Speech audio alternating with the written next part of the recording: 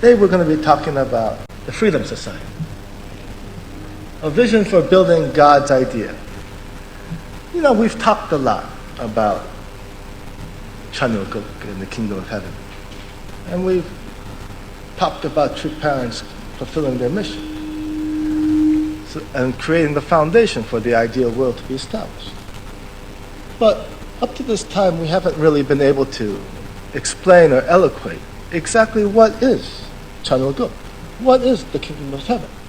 What will the politics of the Kingdom of Heaven be? What will the economics be? How exactly would it be structured? These questions we have not yet answered. But if we are going to create the Kingdom of Heaven, we should at least know what the blueprints are, right? Yes? No? Maybe? Yes. Does this topic sound interesting to you? Yes. So then let's talk about it. I see mostly women, but there are a few brothers here also, mostly sisters.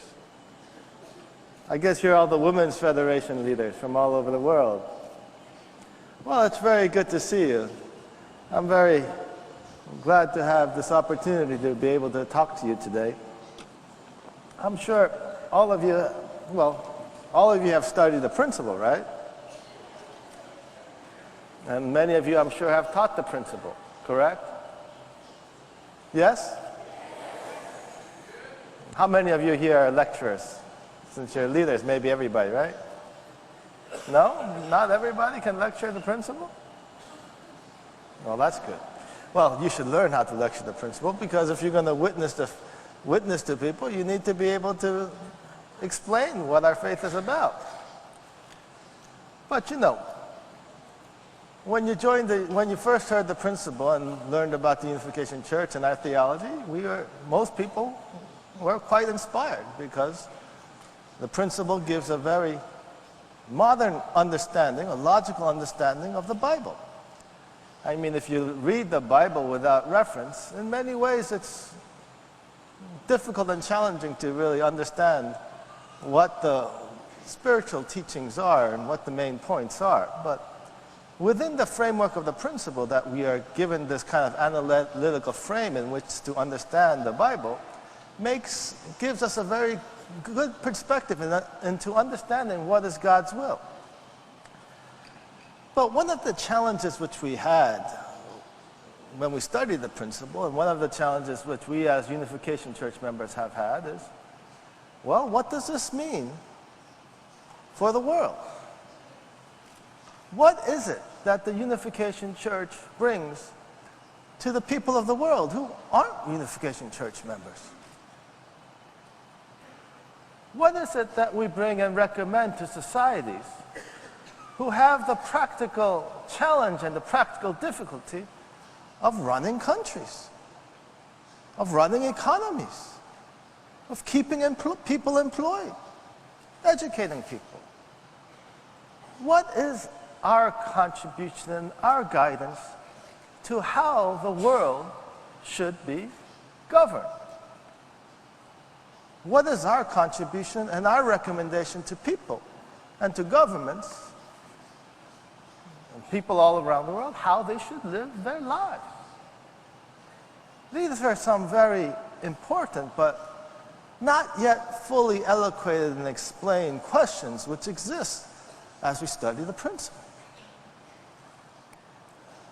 So, the topic of today's lecture is Freedom Society.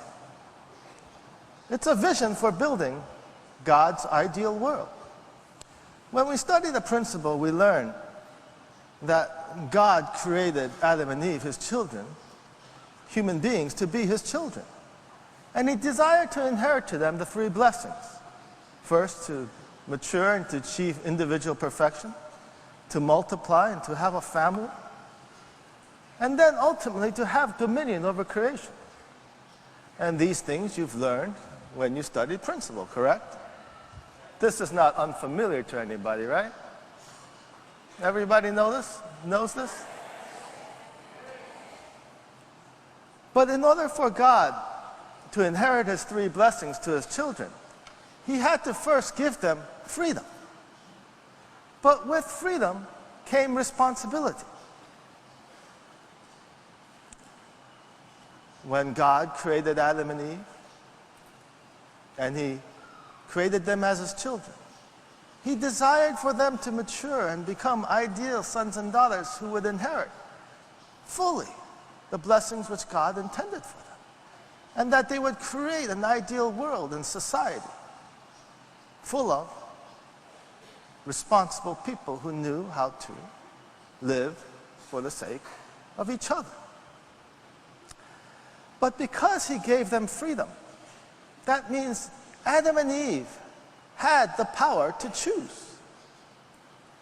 And really, actually, the only choice they had was to choose to fulfill God's will and receive his blessings, or choose to not accept the blessings and to, in a sense, die.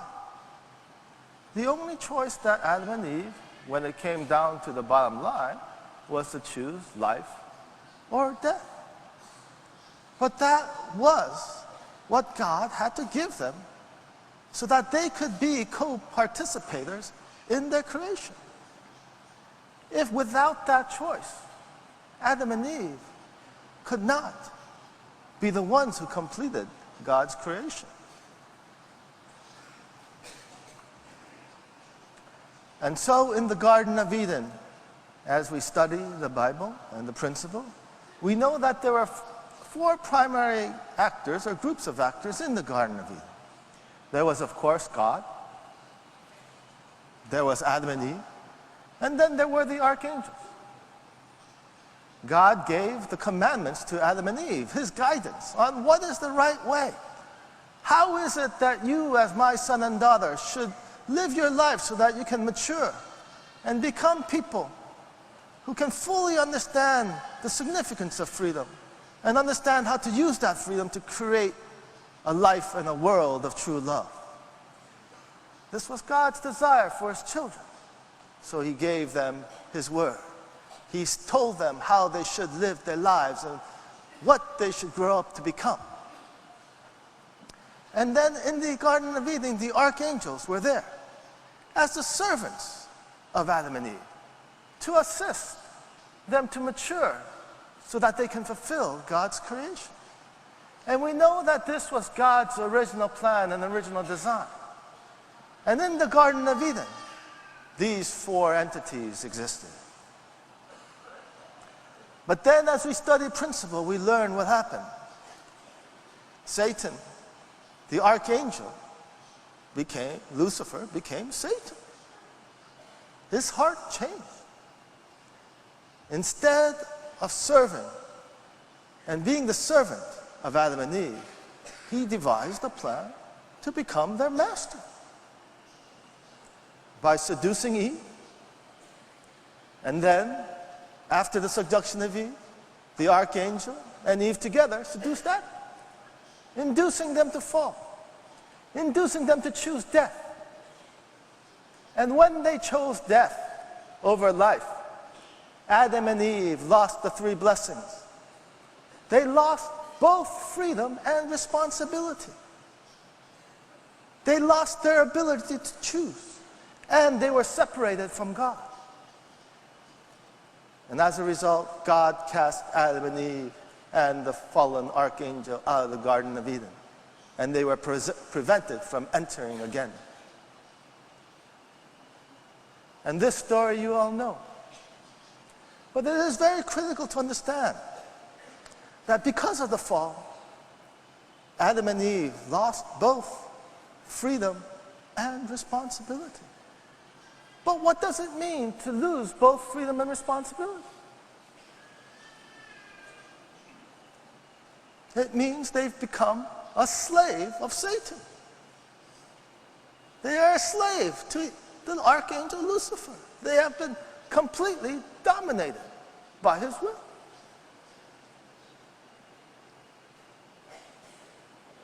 And they have lost their ability to choose.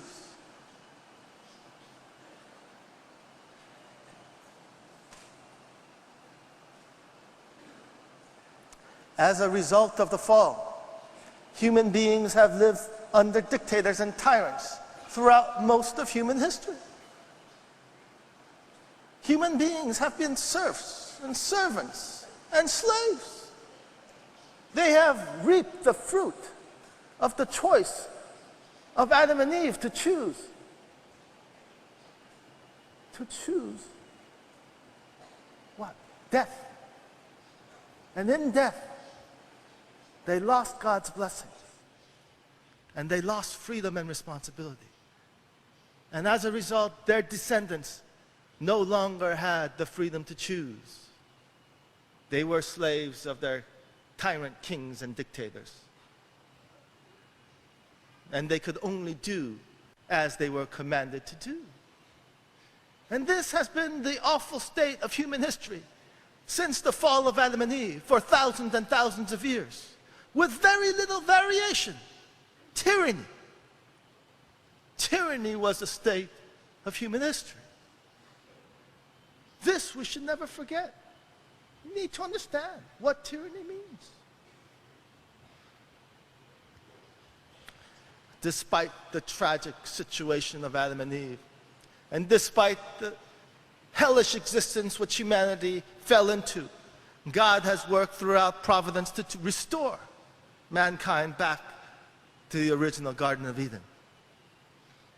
And since in the Garden of Eden, Adam and Eve were created to inherit the three blessings and freedom and responsibility, even though man had fallen and men lived in tyranny, the memory of freedom has always existed in people throughout the ages.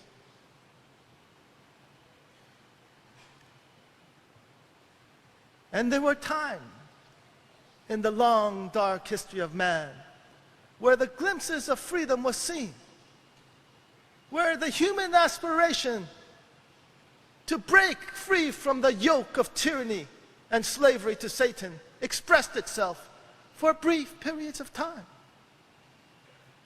We saw very brief blossomings of freedom in ancient Greece, in the Roman Republic. But as we study history, freedom is not sustained, and freedom invariably dies.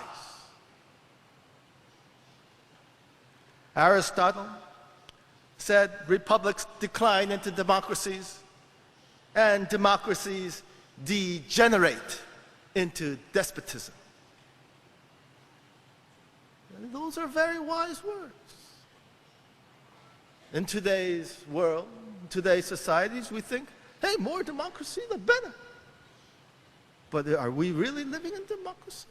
Or are we degenerating into despotism?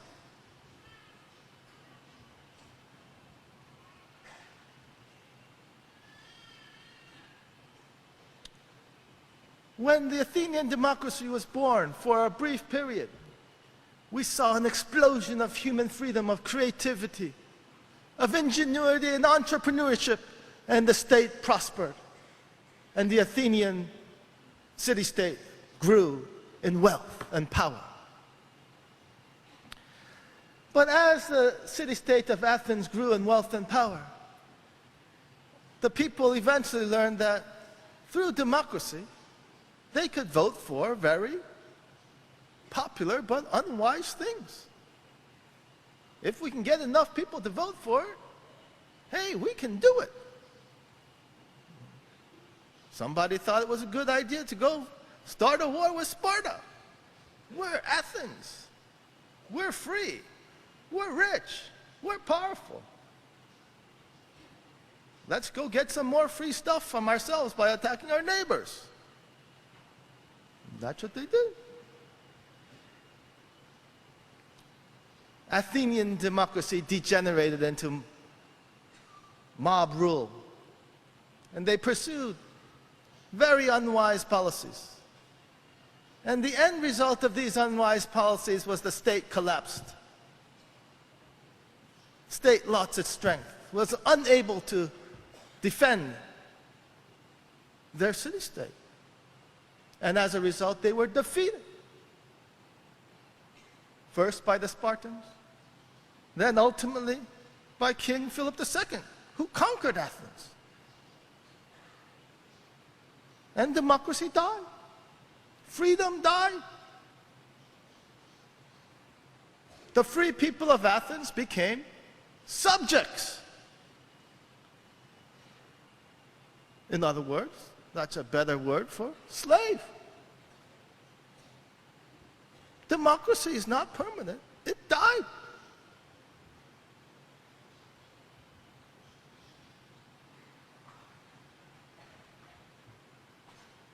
Roman Republic. What a wonderful idea of Rome. Elected officials representing the people, a wise council of elders to rule the city, rule the people, to make wise policies for all the people of Rome. And Rome did flourish in the beginning, early stages of its republic. But as the republic reached close to its 500th year, towards the end of the republic, you saw, really, the degenerative factors of democracy. A mob rule, populism. Vote for free stuff for the people. We want free stuff. Give me free stuff. I want subsidized corn. Corn prices are too high, make them cheap. We want to cancel debts. I don't like to have debts. Let's get the state to get rid of them. Do these policies sound familiar? Isn't this what you're clamoring for today? Free stuff for me. Well, guess what? In the ancient democracies, the ancient people said, we have a democracy, give me free stuff, just like you. And what was the result? This popularism led to the collapse of the Roman Republic and the rise of the Roman dictators. Freedom dies, and the people of Rome become imperial subjects. Again, you can see many examples of the death of democracy, freedom dying all over the world. The rise of Perón in Argentina, same thing. Give you free stuff. Guess what? He gave people free stuff and made himself dictator. Hitler and the rise of Nazi Germany, another example of totalitarian statism. Brought World War II, the destruction of Europe.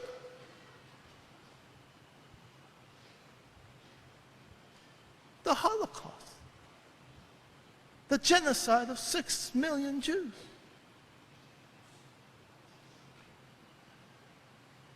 You see, modern-day democracies crumbled and turned into dictatorship based on giving free stuff to the people.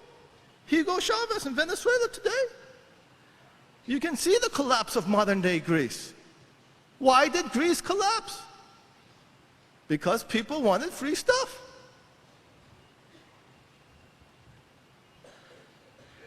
The pattern of democracy is the same. What starts as freedom with a beautiful idea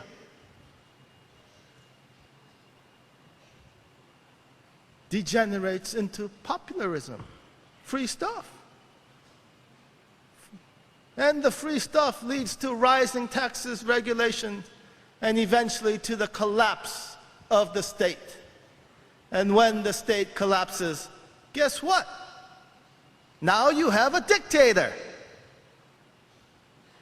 Dictatorships rise with the collapse of popularism, with the collapse of democracies brought on by popularistic policies. This is the sad reality of history. You say you value freedom, but do you? You trade your freedom away for free stuff, only to find yourselves again that all that free stuff was not free, that the price of all that stuff was that you are no longer free, but now you are a slave, a subject.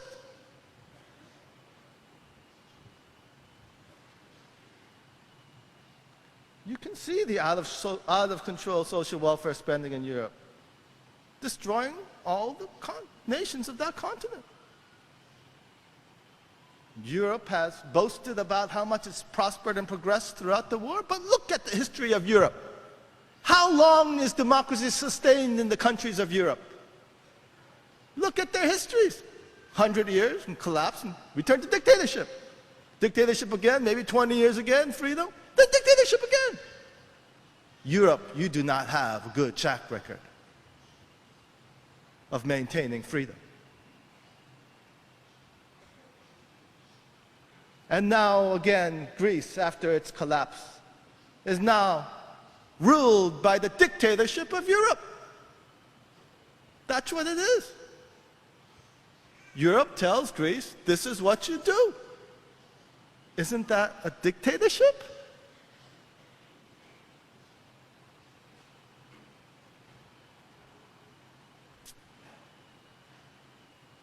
These are very significant times, brothers and sisters. Human history, all of us, we stand at a crossroads. A time of great significance in all manner. Spiritual significance, political significance, economic significance. It is a time where the fate of all of humanity weighs in the balance.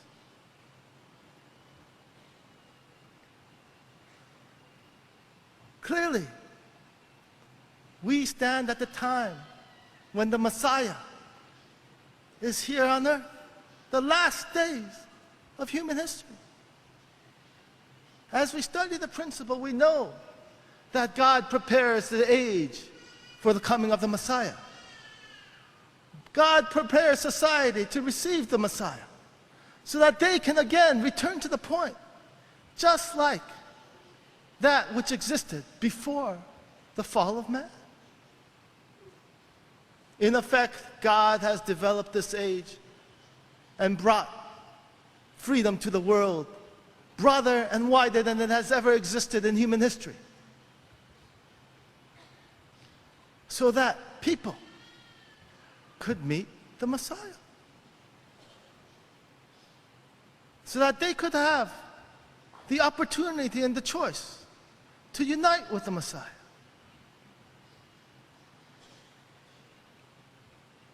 And so that they could choose to fulfill God's purpose of creation. This is why freedom has spread throughout the world today. But that freedom is not secure. We are not in the ideal world. We are at a point where we could choose to enter the kingdom of heaven if we choose to unite with the Messiah and his teaching. But that also means we're at a point where we could fail to choose to unite with the Messiah. And in that case, the only thing that remains for all of us human beings is God's judgment.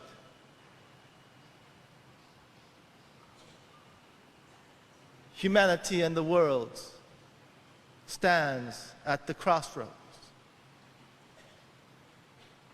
at the point of decision, where we must choose between God and Satan. But if we are to choose correctly, we must understand clearly what the choice is.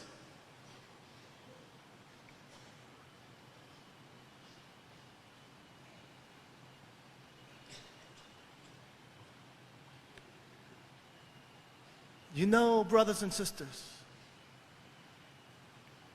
if you understand the history of restoration history of God's providence. What is it? In the simplest of manner. The history of man is that we were born as God's children in the Garden of Eden. But because of the fall of our human ancestors, Adam and Eve, we were chased out of that garden. And the course of history of the providential restoration has been the course of all of us trying to return back to the Garden of Eden.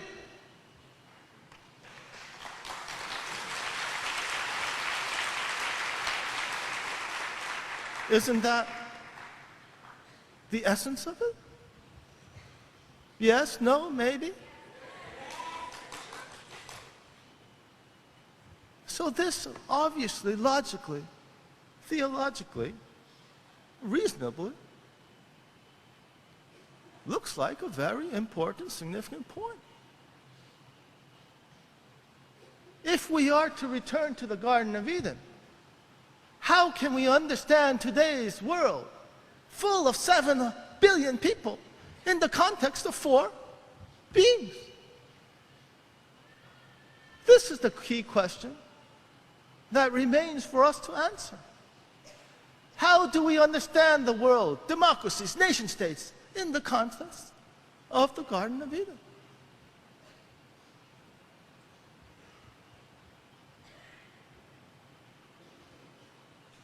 If we think about it, since we are rational men and women, are we not? We are thinking beings, correct? You all have the ability to reason, right? Or have you lost that ability? Okay. Let's assume that you still have the ability to reason. We know through True Parents' teaching that true parents at their level of their family and their level of the mission which God has given them, true parents have declared that true parents have completed all the responsibility which God has given to them. As a result, they are the substantial representatives on God on earth.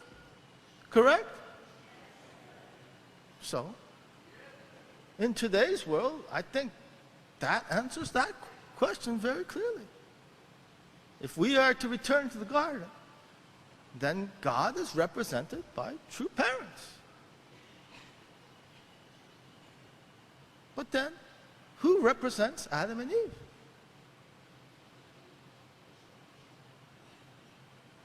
If we are to return to the garden, who is Adam and Eve?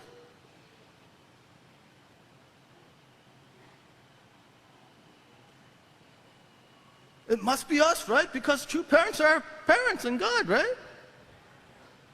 So that means that all the men in society, especially in a democracy, are representatives of Adam.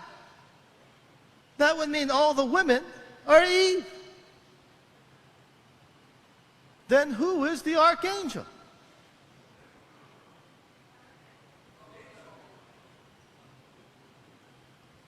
The purpose of the archangel in the Garden of Eden is what?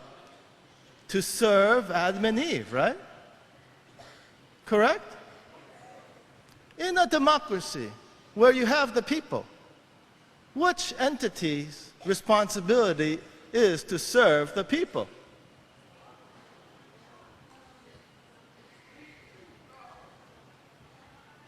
Means the archangel must be government. We are able to understand modern society in the context of the Garden of Eden. The archangel must be government.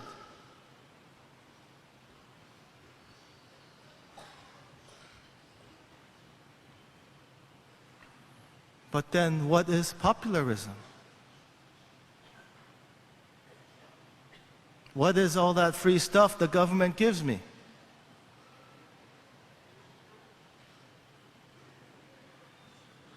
Why does the government give me free stuff?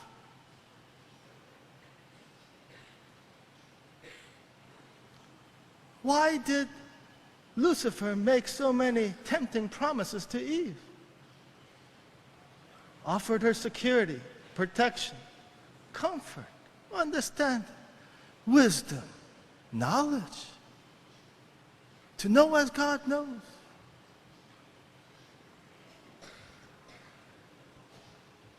To not have to choose, not to be insecure, to have everything done for her.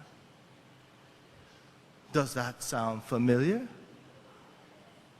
Isn't these the promises of government?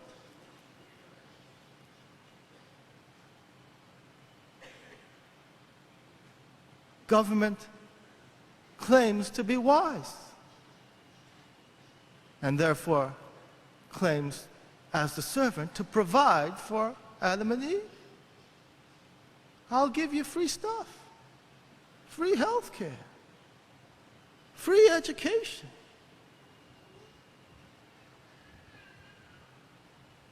You don't even have to stay married. Go ahead and divorce your husband. If you divorce him, I'll give you more free stuff. In fact, if you go have sex with many men and have lots of illegitimate children, we'll give you more money. Isn't this the seduction of the people? Isn't it clear what popularism is? Popularism is the process by which the archangel, or the government, which starts as a servant of the people, goes from being the servant to becoming the masters of the people. Popularism and the free stuff that government offers is the fall of man. And it's happening to you right now. Modern democracies are falling to the temptation of the archangel. And they are paving their own road to hell.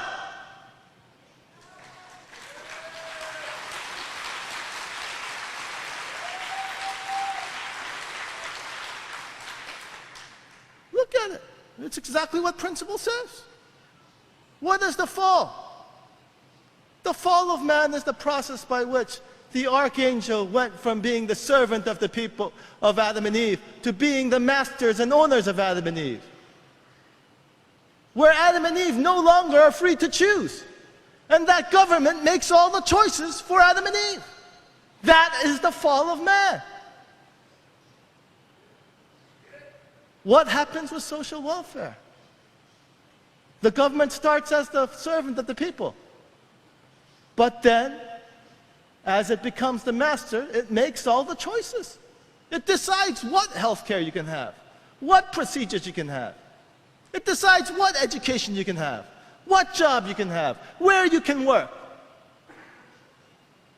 What starts out as freedom and free stuff turns into slavery.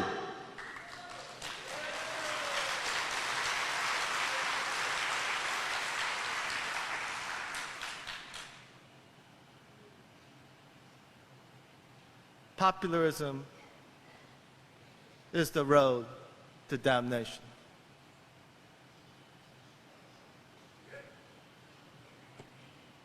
And as the government goes from servant to master, it kicks God out. It kicks God out. Says we don't need God anymore. I am the master. Isn't that what we see today in modern democracies as the welfare state grows?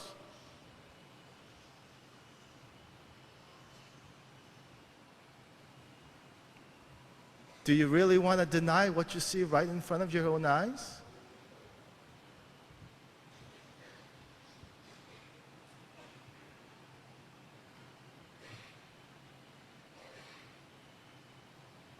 Then what is the kingdom of heaven? How do we understand what the kingdom of heaven is to be and how it is to look like? What has Father told us about the kingdom of heaven? What is Chanilguk? If we are to reject the welfare state and the welfare system, what system should we embrace? What should we choose?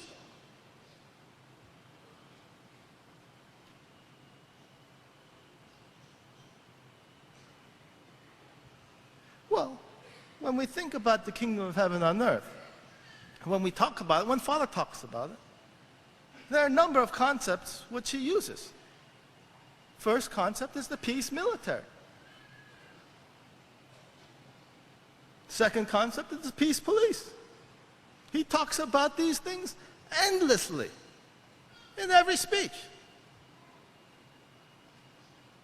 The other thing which he talks about is the world of conscience, where people don't need to live with secular laws and attorneys and prosecutors and judges.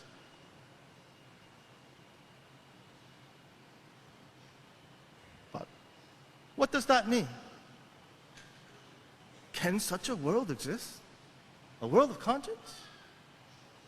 But what is this strange thing called the peace police and peace military, and why does he have it so critical in being a feature of the kingdom of heaven? We've heard these things, but can you explain what these things mean? I think that's the challenge and trouble which many of us have had. And we've been perplexed. What exactly is he talking about? We know it's significant and important because he's the Messiah, but what does it mean? I can't understand it.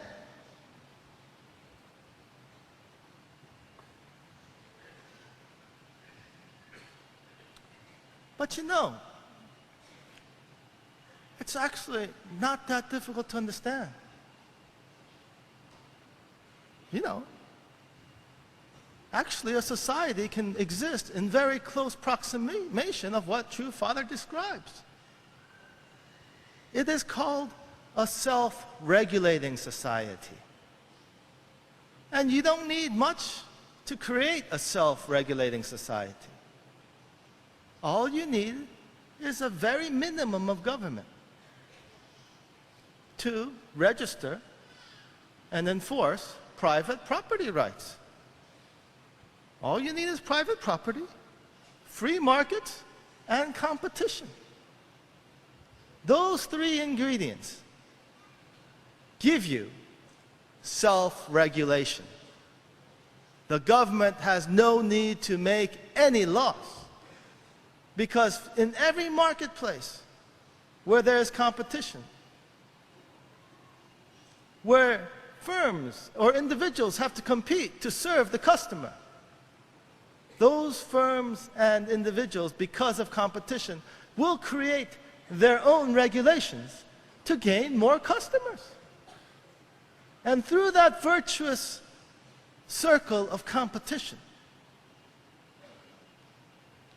the general welfare or the public good will be pursued at the least possible cost and with the greatest freedom.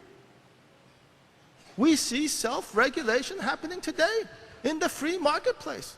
Whenever you go out to the market to buy fruits or fish, it is freedom and market competition which creates self-regulation.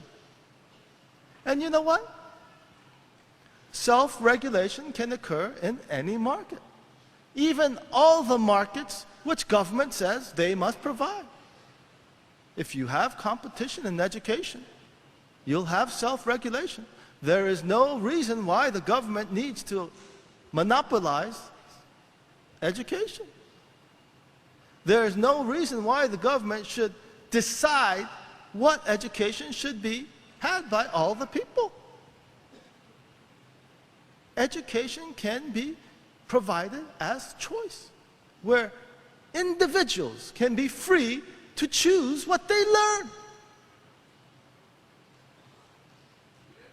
It's the same for healthcare. There is no reason why a state should monopolize healthcare, decide what treatments you can and cannot have. If you have competition, you will have self-regulation. Chile, after the collapse of their dysfunctional state and dictatorships of statism, that's what they did. They introduced voucher systems for their public schools, where people would be free to choose which school they go to. The money that was collected for education was redistributed as vouchers. and you could go use that wherever you wanted. It did a remarkable effect in improving quality and reducing the cost of that education system. Everywhere freedom has been tried, it has worked. America, one of the longest living democracies of this age, nearly 300 years, for the first 200 years, had a government which used less than 3% of GDP. For 200 years, people were educated. For 200 years, people received health care without any government intervention or interference. And you saw an unprecedented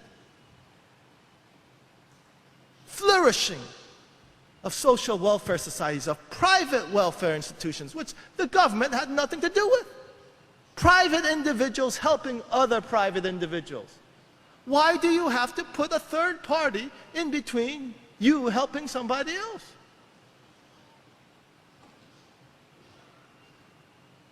If you are in business and you want to get something cheaper, what do? You cut out the middleman.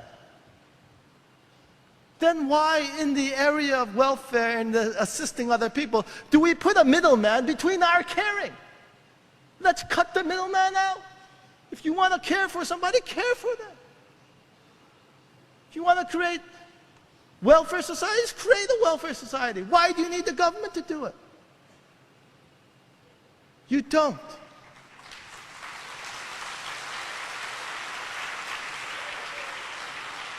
That is the lie of the archangel. You don't need a middleman. If you are free to choose, you can do it. This is a self-regulating society. And it has been self-regulation and market competition which has created all the wealth of modern societies. Government did not create today's wealth. It was private individuals trying to make a living, making a profit. And in doing so, they pursued the greater good and the general welfare. And it works. It has always worked. But with this self-regulating system and self-regulating society, there's nobody, since all of you are making the decisions, who gets up there and says, takes the credit for it. And that's been the problem of the free market enterprise system. Nobody stands up and protects it. And in fact, most people don't know why prosperity happens. You actually have some self-regulating, really free economies today. In Singapore, in Hong Kong, these are very much run like the way America was run for the last 200 years before the advent of big government. And you know, these economies now have the highest GNP per capita in the world. The highest.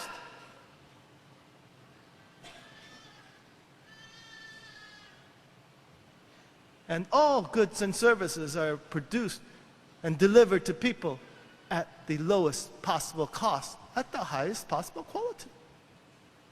It works. But if you go to those societies and you ask the common man, why are you so prosperous? Oh, they'll say, oh, I guess the government does a good job. This is the problem. There is nobody to say, I'm making the system work. And that's why it gets attacked by big government who does marketing to grab a larger share of the economy, to tax you, to take your money, to make itself more powerful, to take away your freedom to choose.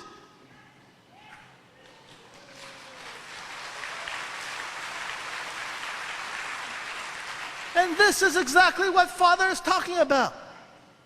The society of conscience is a society where we have the freedom to choose.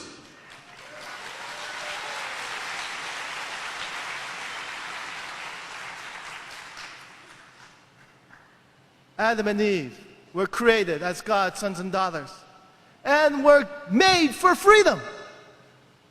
This is our birthright. The reason why we are created. To be free.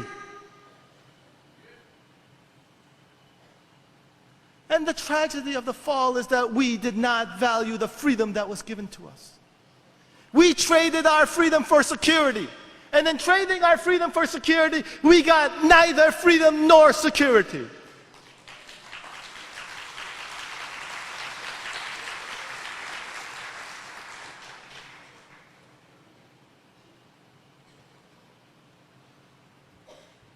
When are we going to learn to value what God has tried to give to us?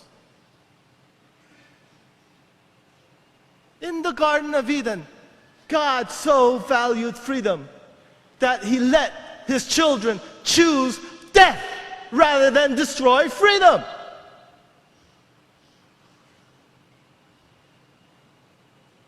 Think about that. God chose to let his children choose to die. He chose to let Adam and Eve choose to die rather than destroy freedom. How is it that when God so values freedom that we do not?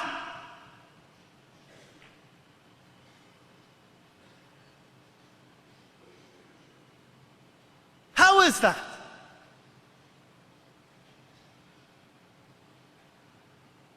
We live in a fallen world. We live under the dominion of Satan because we do not value the gifts which God gave us. We fail to value freedom. We talk about it. But in the choices that we make, we trade it every day for the promise of security. And that is why we fall. That is why our nations fall. That is why we live in slavery. That is why we struggle, but never achieve freedom.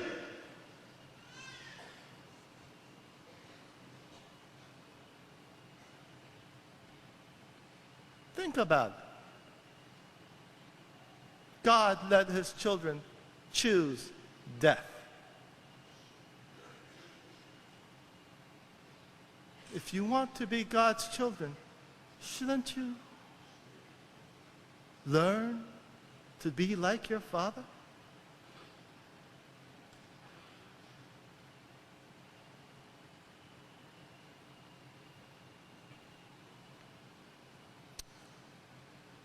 The closest example of this freedom society was actually seen. It existed. It was America for the first 200 years of its existence before big government came. The entire budget of the federal government was less than 5% of GDP. America had zero income tax. Zero. Nothing.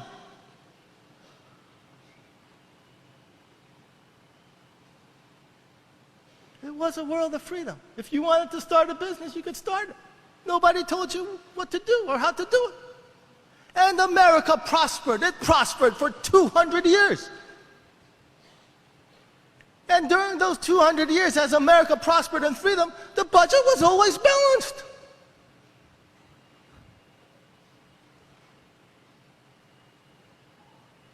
Freedom works.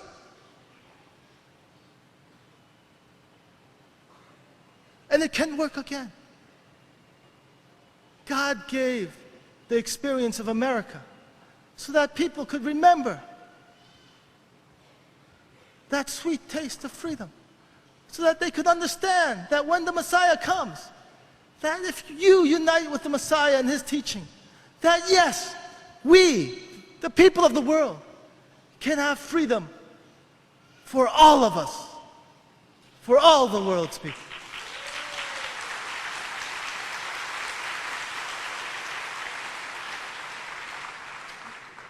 Freedom works, and it always has.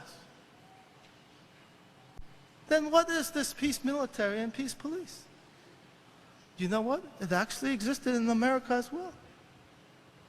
But if you look at modern examples, the best example of the peace police is what you call the militia system. You see it today in modern day Switzerland. Every citizen is a member of the military. Every citizen has a machine gun in his house. That's a requirement as you grow up and become a citizen. Guess what? The peace police is the same thing.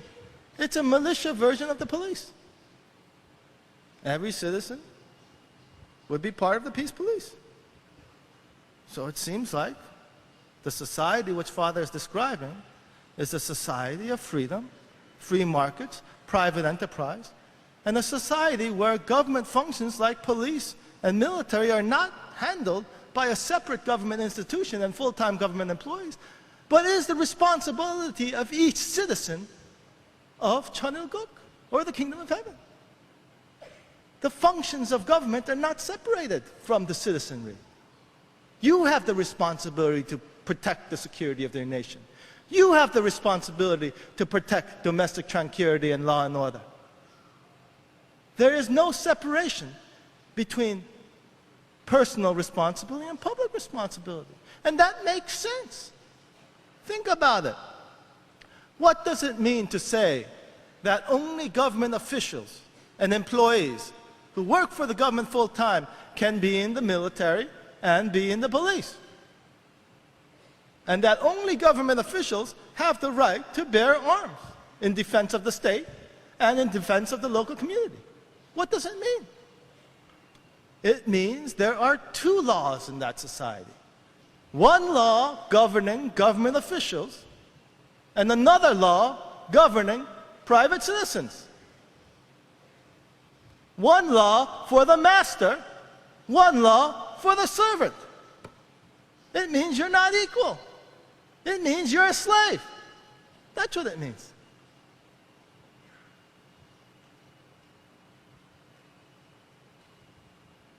You cannot be truly free if the government monopolizes coercive power. The monopoly of coercive power in full-time government employees is the mechanism which is used to turn your democracy and your freedom into dictatorship and slavery all over the world. We even see that today. That's exactly how governments take away democracy from people. They use the army and police. Well, you say, well, we're too modern and too developed for that today. No, you're not. Just look at China, dictatorship. Look at Russia. It went from Soviet dictatorship, then it went to democracy. Well, guess what? Back to dictatorship. How long ago did Germany have dictatorship? Oh, that was end of World War II. Same with Italy. Greece escaped its dictatorship only 20 years ago. Spain had the dictatorship of Franco. You are not free from dictatorship. It can come back any day.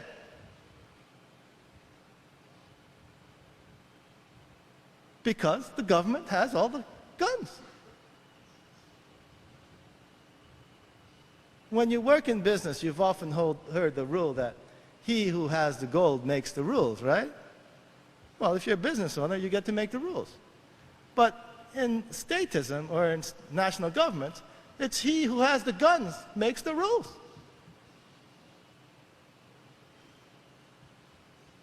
That's always true. It's always been true, and it always will be true. If the government monopolizes the guns, you are not equal to government employees. They are the master, you are the servant.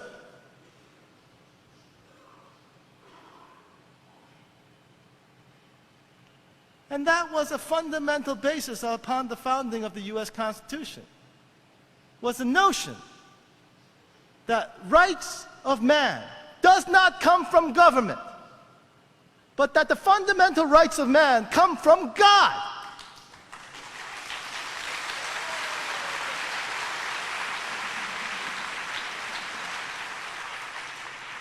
Because think about it.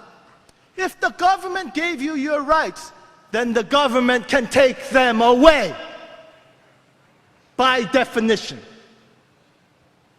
By definition. If the government gives you your right, they can take them away. Anytime. Freedom is not secure if the rights of man come from government. The only way freedom can be secure, the only way that we as citizens can have freedom for all eternity is if we accept the principle that freedom does not come from government, that rights do not come from government, but that rights come from God.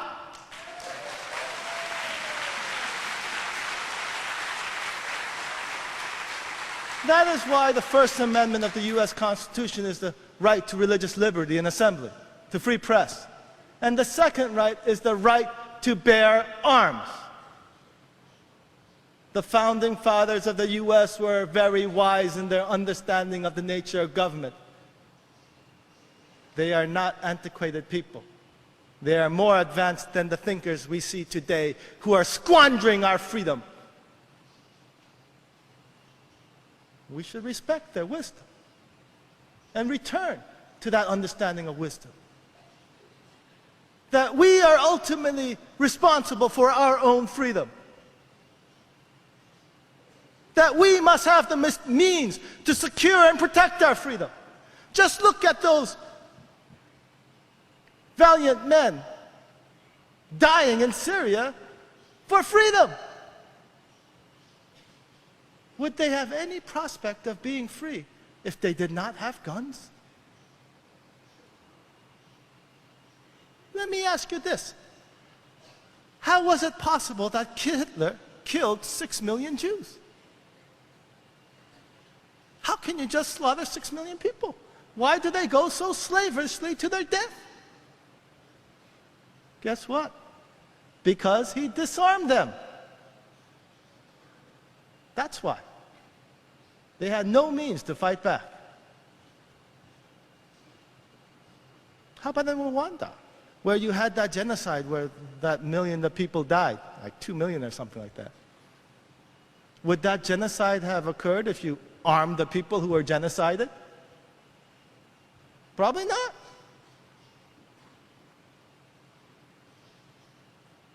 Probably not.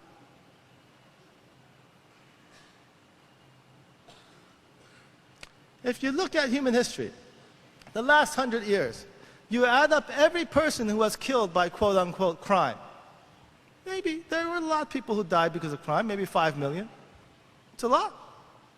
We see crazy people, murderers on the streets. You know, there's mass murder in America just a few days ago. That happens. But if you add it all up, maybe it's 5 million.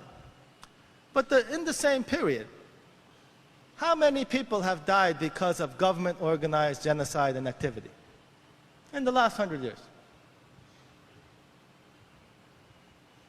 In the last 100 years, how many people have been killed by government-organized genocide and activity? 240 million? So to save one person who might be killed by crime, we kill 40. This is the math and the argument which government is offering. To me, it doesn't make sense. I don't know if it makes sense to you.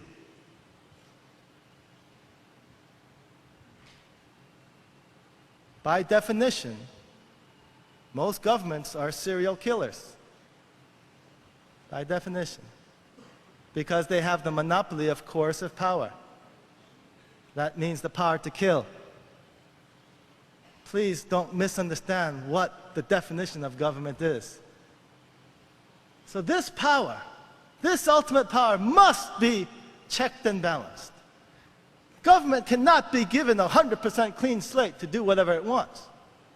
The people must always maintain their rights. Their rights to demand freedom, to be free.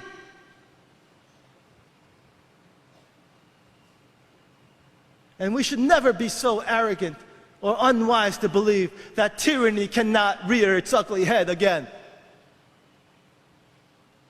It is only through our vigilance, it is only through our strength and appreciation of the freedom and responsibility which God has given us that we can prevent the resurrection of tyranny in this world again. Without that vigilance, evil will rise.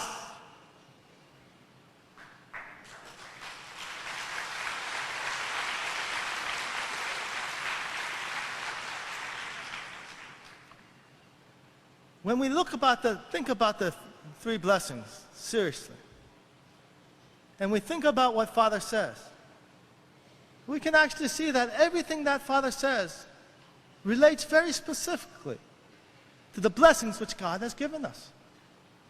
What is the third blessing? What is the third blessing? We know what the first blessing is, right? We're supposed to grow up and mature as individuals, become ideal individuals. Once we mature in our individual character, then what do? We find another mature individual, and if we marry that spouse, husband or wife, and then we start a family. This is the second blessing, right? Based on the maturity of the individual, we start a family. Based upon the formation of a functioning family, then God gave us the third blessing, which is to have dominion over creation. What does it mean to have dominion? How many of you here have owned pets? If you owned a pet, you know that they dream, right? They have feelings. Then why is it right for me to kill them, kill animals?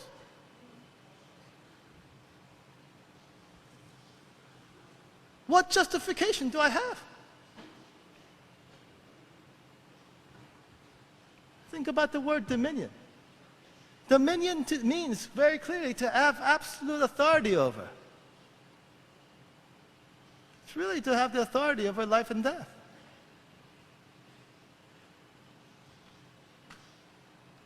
When we understand the word dominion and its implication, we can understand that why human beings have been given the right to kill animals and eat them by God. And that's the only justification for killing them, because God gave us those rights. It doesn't come philosophically, from a philosophical argument, or for some metaphysical argument. The only way we can justify the wholesale factory production of murdering animals is because God gave us that right.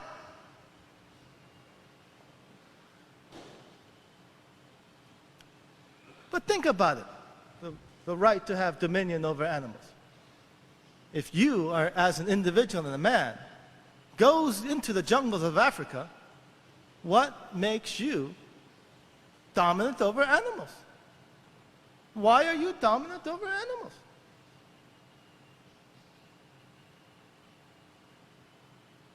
What makes you master of the lion?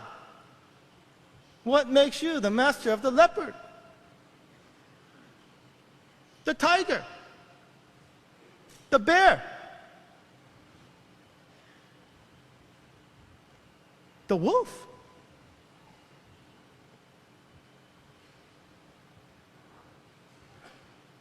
What makes you master? Why do man dominate those animals? Think about it. Man is able to dominate those animals because he has guns. It's the only reason. You go to the jungles of Africa without a weapon, you go walking around, pretending the animals are your friends, you're gonna get eaten. You are food. The only time where you don't become food is if you have a gun to shoot them with. That's it. And I've been to Africa, I know. I've seen those animals. They're very aggressive. And they will eat you. And there are many examples in Africa of animals that eat people because they don't have guns. It's a key word, dominion. It's the right and the authority to have the power over life and death. This is the dominion over creation. This is why Father keeps on talking about the peace police and peace military. Because once we've matured as a loving husband and a loving wife, and as a father and a mother, we are to graduate in our maturity, to become people of such maturity that we can become soldiers and policemen, and that we can carry with us the power to have the power over life and death. The right to bear arms. Not only the right, but the responsibility, the social responsibility to bear arms. And to use that responsibility for the general welfare. This is the level of maturity the kingdom of heaven requires. It requires for you to become mature enough to be the soldier and the policeman.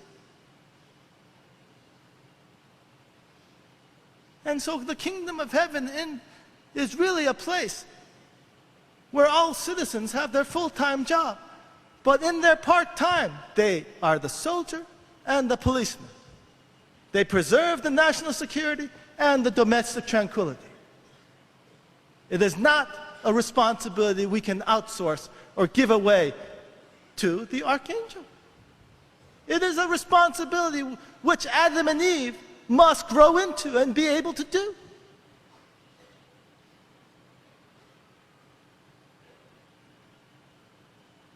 It is a right given to us by God, not government.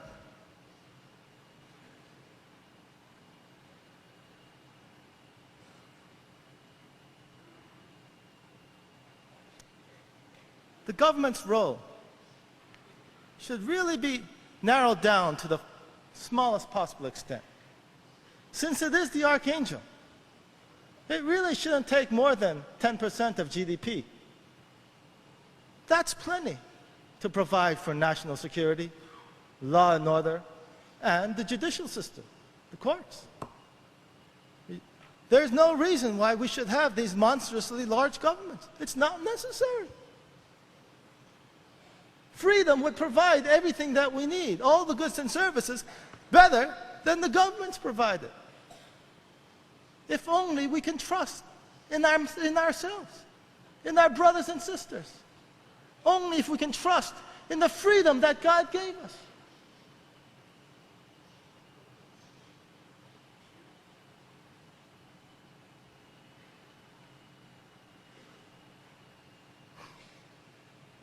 You can see God's vision of an ideal world and Satan's vision of an ideal world. In the Garden of Eden, what did God desire to do? He created Adam and Eve as what? His children, right? And as a father, what do you desire to do for your children? You desire to inherit all things to your children. Correct?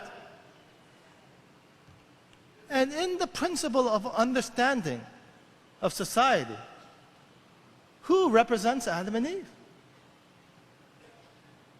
You do, the citizens. So in the kingdom of heaven, who should own 90 to 95% of everything? The kingdom of heaven is the world where the citizens own 90 to 95% of society. All things, basically, 90% of things should be owned by the citizens, not by government. That is the Freedom Society. A society where the government is the permanent servant of the people. And where the people own all things.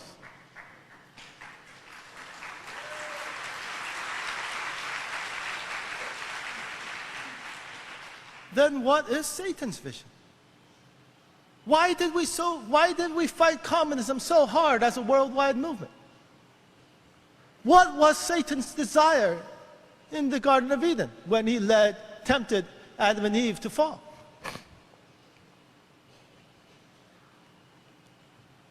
Satan's vision is clear. It's clear why communism is Satan's vision of the ideal world. Because in communism, the government owns everything.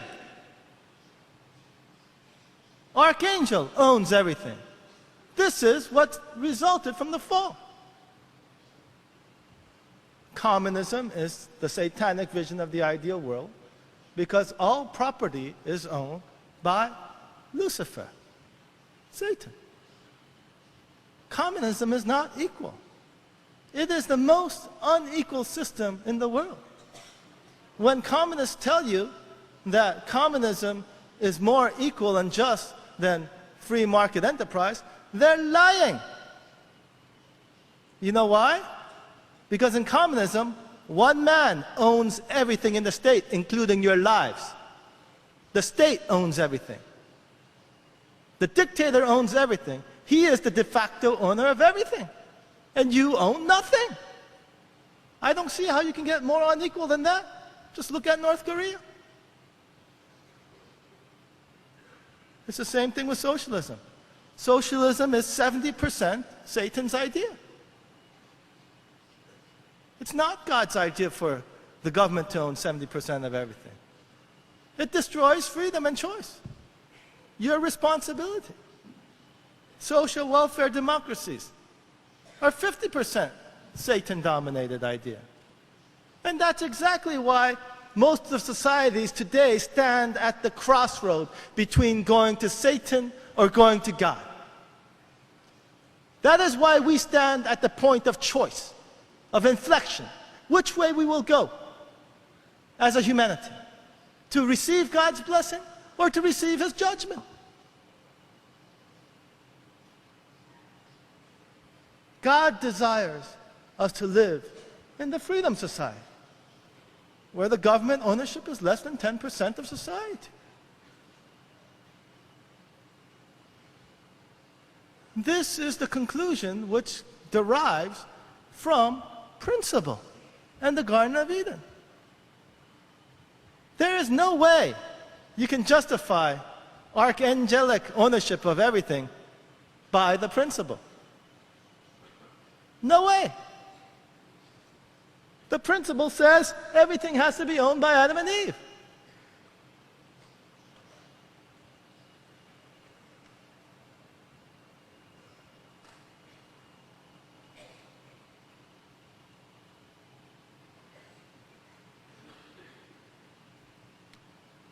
Let's think about this. The system of private property and free enterprise has generated all the prosperity of the world, but yet it is constantly and severely and endlessly attacked by governments all around the world. Endlessly.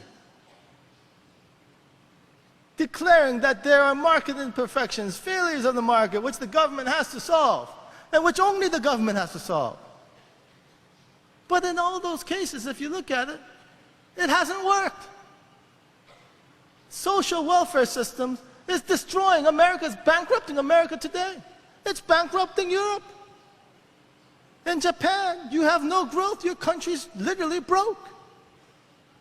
Everywhere social welfare experiment has been tried, it has ended in disaster. Maybe the first 10 years are okay, but when you go to 30 or 40, it becomes a mess. It doesn't work. And if it doesn't work, you should throw it out.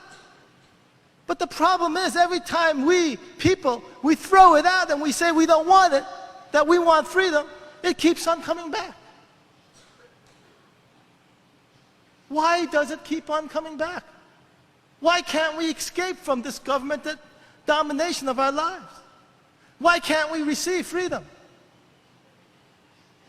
There is a very clear theological explanation which explains that in the principle. We know that Jesus Christ came to the earth as the Messiah. And as we understand in principle, it was not God's will that Christ be crucified. That it was God's will that Christ form a family and become really the King of glory. But that did not happen. Christ went the way of the cross. The people of the time rejected him. He was hated and scorned. And as a result of the crucifixion of Jesus Christ, Satan took Christ's body and killed him. But his spirit went to God. As a result, through Christianity, we are able to receive spiritual salvation. But the body, the structure, and the teaching of the church bind us to tyranny on this earth. And that is the problem that we face. That is why societies are never able to maintain freedom. That is the fundamental flaw with modern society. The religions of the world drive us to big government. They do that in Europe. They did that in America. Oh, we must care for the poor. Therefore, we need social welfare.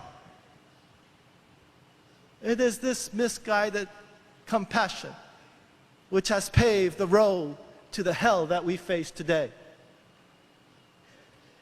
And it is the structure and the teaching of the theology of various religions in the world which push for bigger states. Roman Catholic Church does it. It was a partnership between Constantine and the Catholic Church to support each other's power. And that structure of the church exists today. It exists in coexistence with big government. Same thing with the Russian Orthodox Church, the Islamic churches. They all exist in coalition with making the state owner of everything. And that is exactly what America faced. It had freedom for a few hundred years, but it could not resist the push and the pull of religion, pulling that society to making a bigger state. And that is why America lost much of their freedom. And that's why America is in danger of losing more of its freedom.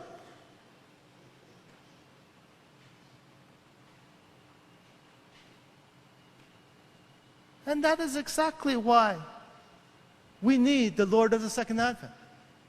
That is exactly why we need the Messiah.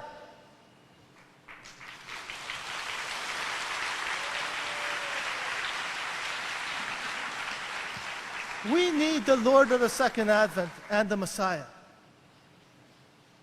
to give us a new religion.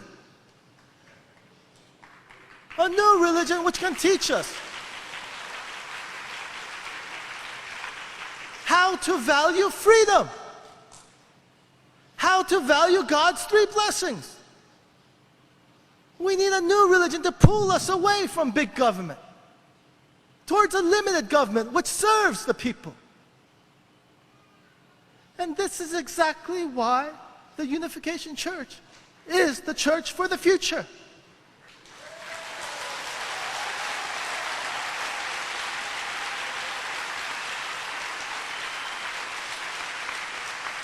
The theology of the Unification Church, the divine principle, and its understanding of its application to modern day societies. This is the insight which humanity needs in order to escape from the tyranny of big government and in order to find the world of freedom, the kingdom of heaven on earth. Unification Church is the church that brings freedom for all the people of the world.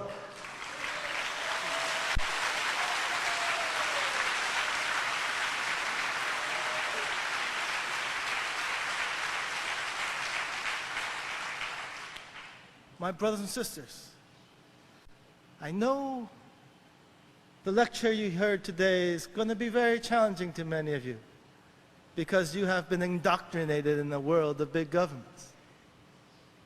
But think about it. Doesn't it make sense that the truth would be opposite of the world which Satan created? If you think about it, it can be no other way.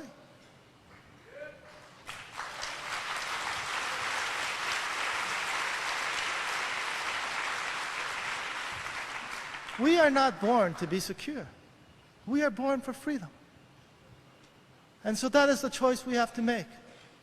We must choose to unite with the Lord of the Second Advent and His teaching.